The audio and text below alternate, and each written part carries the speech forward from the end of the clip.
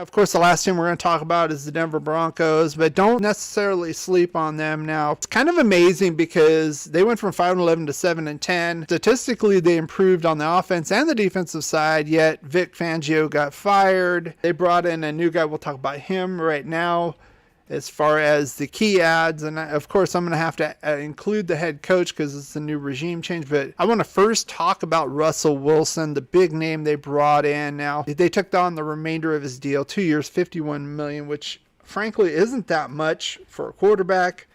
He's set to be making $24 million this year. But as far as the deal goes, what they gave up was a ton. In my opinion, a bunch, especially for a guy who's going to be turning 34 years old. They gave up 2 1s, 2 2s, a 5, and 3 players. Well, 2.5 players. I count Drew Lock as like half a player because he sucks so bad.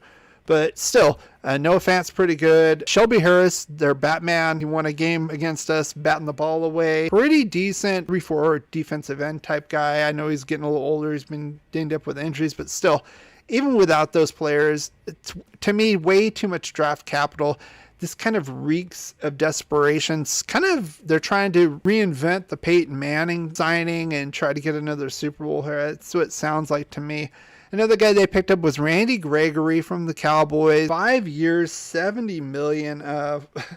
Again, I think this is way too much for a guy who's, frankly had some issues off the field as well. I think it's like $28 million guaranteed, so it's like 2 years of it guaranteed. So I don't really see it. I mean, when he plays, he can play pretty decently. To me, he's kind of high and low, kind of like a pass rushing Trayvon Mullen. You'll see the highs and the lows. The last one I want to talk about is the head coach here. That's Nathaniel Hackett, former Green Bay Packer offensive coordinator. This is what this team's needed for a while. They've needed a quarterback. They needed somebody who knows what they're doing on offense.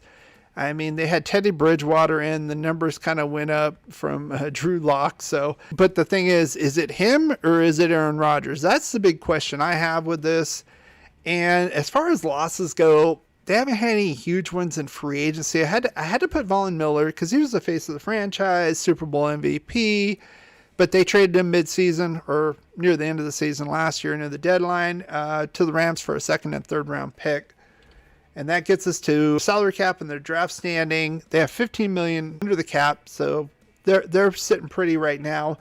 And they have 7 draft picks. No first. Of course, they lost their second in the Russell Wilson deal as well.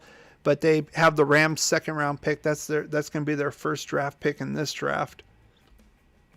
The other team's quarterback must go down. And he must go down hard. Now, as far as stopping them offensively here, our keys to the defense. Now, if you look here, obviously Russell Wilson's here. They have a new right tackle. I talk about Bobby Massey. He's in free agency, and they're not going to pick him. They're not going to sign him. I would say the biggest thing, of course, it just makes sense, is Russell Wilson. Now, I've talked about this before. I'm not so sure if he is on the decline or not, and maybe Seattle was crazy like a fox getting 2 1s and 2 2s for this guy. He went to the playoffs every year except last year. They went 7-10. He won a Super Bowl, MVP. So there is some credentials with that, but I would be very interested to see him this year against the AFC West. Particularly, we have a lot of edge rushers in our division. Now, that said, this offensive line has done pretty well. They improved, especially Lloyd Cushenberry here. They did improve last year. I slammed their offensive line last offseason. They were a little bit better. And you know what? That's going to be my second defensive key is this guy right here. Believe it or not, Javonte Williams. He split carries basically in his rookie season with Melvin Gordon. It looks like Gordon's not coming back. He's still a free agent. Nobody signed him. Maybe they will re-sign him. But I think this is going to be the guy here. A lot of edge rushers in our division, but a lot of issues stopping and running. And with Wilson's maneuverability, even at 33, he can still, get away and escape. I mean, he's not Patrick Mahomes anymore, but still, that's going to open it up for Javonte Williams, in my opinion. I hear everyone say, take what they give you. We're going to take what we want. Now, as far as us on our offensive side, of course, they added Randy Gregory, G.J. Jones. They're projecting him as a 3-4 defensive end. I don't think he's big enough to play nose, and so I'm probably agreeing with that. And then they got Singleton as well. This defense is kind of similar as far as being able to be had in the middle. But the first thing I want to do is we have to spotlight Devonte Adams. Now, I didn't talk about him. I didn't talk about him going up against J.C. Jackson. There was a big thing when the Packers played the Patriots, owning him. But, I mean, they have a rookie, Patrick Surtain, here, coming in his second year now. This is kind of what I was saying with Chandler Jones owning Rashawn Slater. I have the same kind of attitude. He has to kind of teach this kid a lesson, in my opinion, and frankly, earn his money. Kareem Jackson's going to be gone.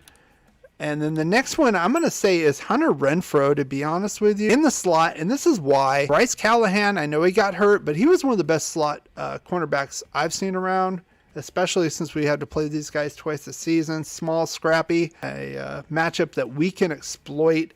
And I think it's all going to be about being able to hold the line enough, which I think we can overall, for Carr to get to these receivers and burn the Broncos. When you have great coaches, then after you have great coaches, you get great players. You have a great organization, and you tell them one thing: just win, baby.